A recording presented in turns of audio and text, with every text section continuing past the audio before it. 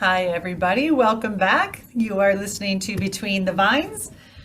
Between the Vines focuses on timely viticulture, business management, and integrated pest management issues that help vineyards achieve commercial success. And this podcast covers timely topics and research updates throughout the year. It's brought to you by the Lake Erie Regional Grape Program, which is a collaboration between Penn State University and Cornell University. I am Jennifer Phillips Russo, one of your hosts. And my co-host, Kevin Martin, has recently decided to join the grower stakeholder part of our audience. So we are currently looking to fill his position. Somebody will be back joining me at some point in time. But until then, I get to have special guests join me. And one of my special guests today, you have seen and heard him before if you've listened to our podcast, is Dr. Jason Londo with Cornell University. He is the fruit physiologist. Welcome, Jason. Thanks for having me. Yeah, I appreciate you joining and jumping in, especially at such a short notice. But we've had a lot of questions from growers, people calling in because of the crazy weather we've been experiencing. So here in Western New York, at least over the weekend, I should state that if you are listening to this is being recorded on April 18th. I don't even know what day it is anymore. And over the weekend, we had some 80-degree weather.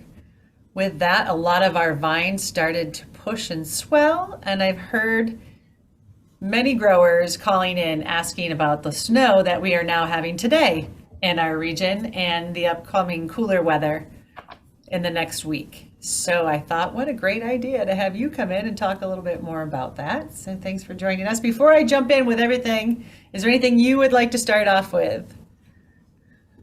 No, I guess I could just quickly report on the whole winter. We did have a kind of a crazy ride, very mild winter with some punctuated acute cold weather, but it looks like we've mostly made it through without any damage. Here in the Finger Lakes, we might have taken a little bit of damage on some of the more sensitive vinifera's, but across the state, it looks pretty good. We're in a crazy spring, following a crazy winter with a lot of heat, and now getting close to the freeze point. But it looks like we'll escape at least this event. And we'll just see what the rest of April has ahead of us.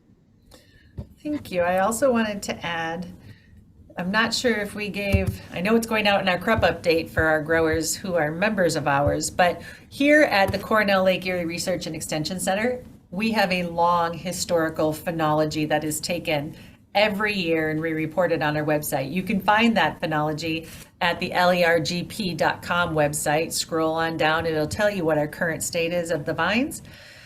They go through the same exact set of vines every year, the research staff here at Claro, and they are pruned to different bud numbers, and they take an average of all of those sentinel vines throughout the growing season, and we report on that phenology.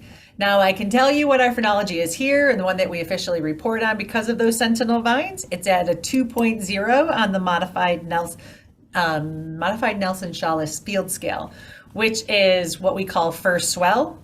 And you can go out, it will be in my crop update, but you can go to lergp.com and see exactly what that is and compare it to yours out in the field. That's not to say that you can't find some that are with leaves unfurling. And these are the ones people who are calling me. I'm sure you have some out there that might be. And those are the questions we're getting concerns about. Will this cold weather actually cause those buds to either abort or just crinkle up and dry off, just those exposed edges? What should we look for? Should it get low enough to do some sort of damage?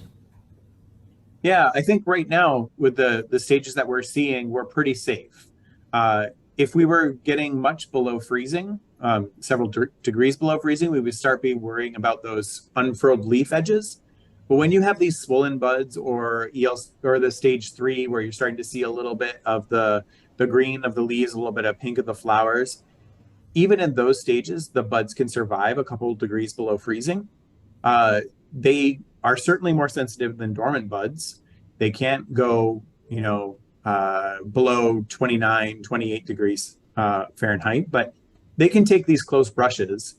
Now, if you go ahead a couple stages and you start getting many more leaves unfurled, then you're more sensitive yet. And that's where we would be worried about potential frost damage or snow damage from something like this. But we're currently not at that crunch time. The leaf tissue and the bud tissue, as it's swelling, it's filling up with water, which means it can freeze at warmer and warmer temperatures, but it's also filled with other osmoprotectants and sugars, and that helps suppress the freezing events. And if you go out and look at those buds, you'll see that they're covered in these little tiny hairs, these endothelial hairs, and those hairs, they act sort of like waterproofing. So if you were to actually try to pour some water on those buds, you'd see that the water beads up and rolls right off those exposed hairs. And so as long as the tissue is nestled underneath those hairs, it's very hard for the water to freeze and get down to the sensitive tissues. And so for right now, I don't think we have anything to worry about. If the leaves progress further and then we have a return to this in a week or two, then we're a little bit more worried. If we get the same sort of 34, 35, it gets closer to causing some damage. Thank you. That was perfect. I love how you described the little hairs that are on there, kind of wicks that water away. And I'm glad that our growers or listeners get to hear that. I have another question, and I hope this doesn't kind of put you on the spot, is what happens? So we know that, I know, but I'm asking our fruit physiologist to kind of explain this. So we know how long the cane is, and we know that some of the buds are further out than the other ones. So let's say that we do get out to those tender tissues and we do have an incident where maybe that primary bud or shoot development at that point in time is frost or freeze damaged and happens to die. I know that there's a secondary bud in there.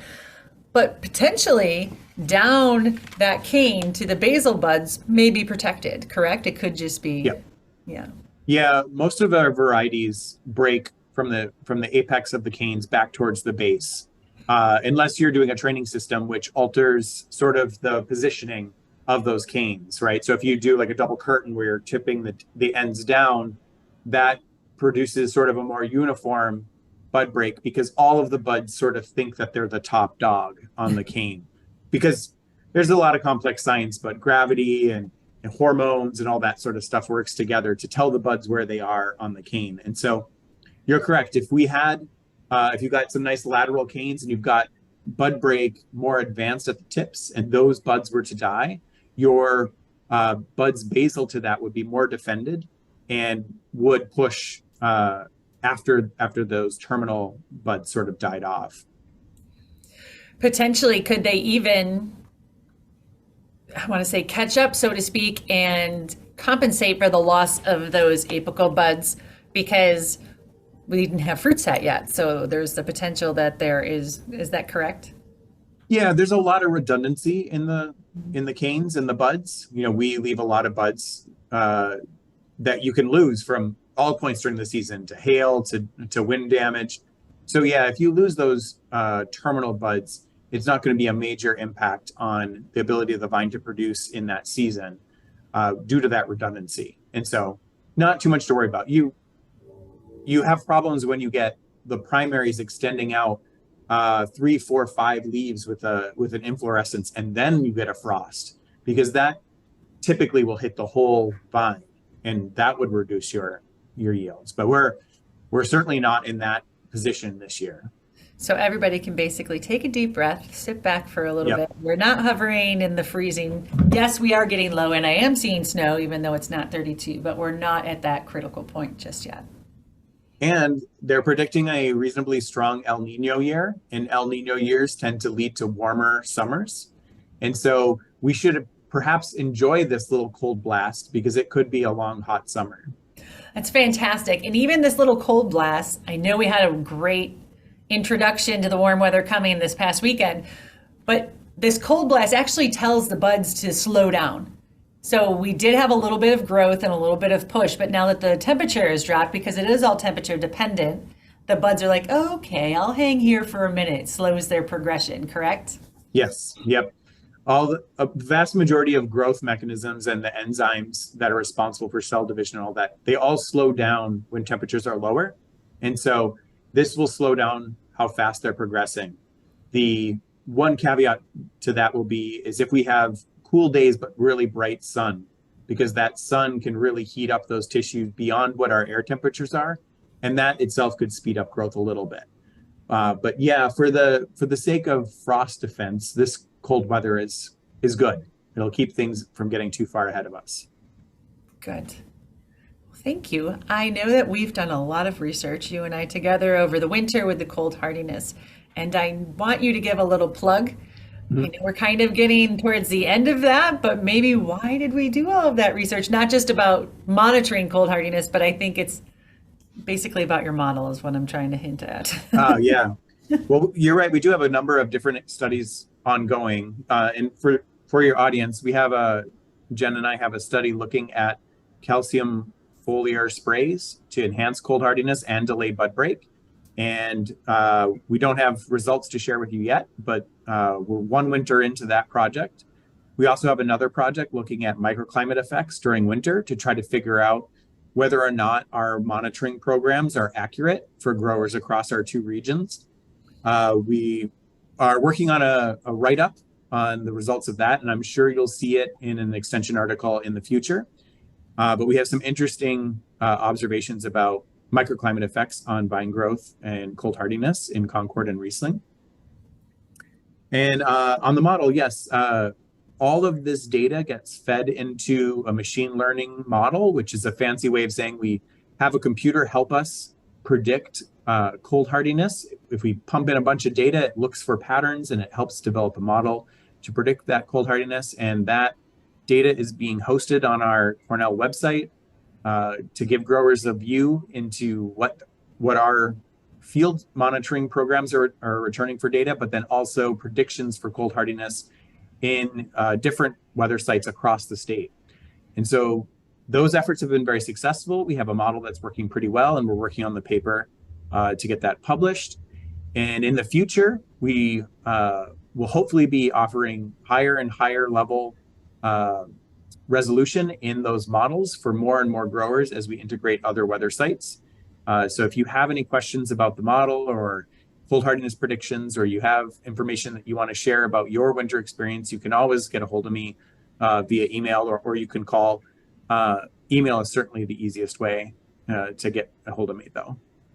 Just Google that out on Cornell University, Jason Londo, you'll find it. It always pops up. Also, I should just add that we've asked for funding because of some of the trends we've noticed in the work that we've done to continue the microclimate work into fruit production and phenology. Mm-hmm. Yep, and that gets back to that comment I made about El Nino. So no one season for grapes is independent. So we have a weird winter and a weird spring. We want to see how our summers are going to interact with those other weird seasons and influence fruit growth, fruit ripening curves. And that leads us into the next winter and will give us input on how we can better manage the vines when we have such erratic climatic changes across year to year. I'm really excited to be a part of this research, so thank you for collaborating. And I should add that if anybody has any questions or suggestions or have always wondered, we are always here willing to find research that goes with it. If we haven't had any research, we can certainly look to find funding to do some research to help you out with that. So please feel free to email me asking me for whatever things you're looking for, things that you've noticed over the years that you think might have some science behind it and could be useful for the region. Please let us know. Any other topics you want to hear about, please email and ask for that as well. Thank you for taking the time, Dr. Jason Londo, for joining me and being my guest co-host. I do appreciate all of your efforts. Yep, I'm happy to be here anytime you need me. Thank you. And for those listening, we will see you hopefully next week, if not the week after. We have some more special guests scheduled to come in. So stay tuned and have a great week, everyone.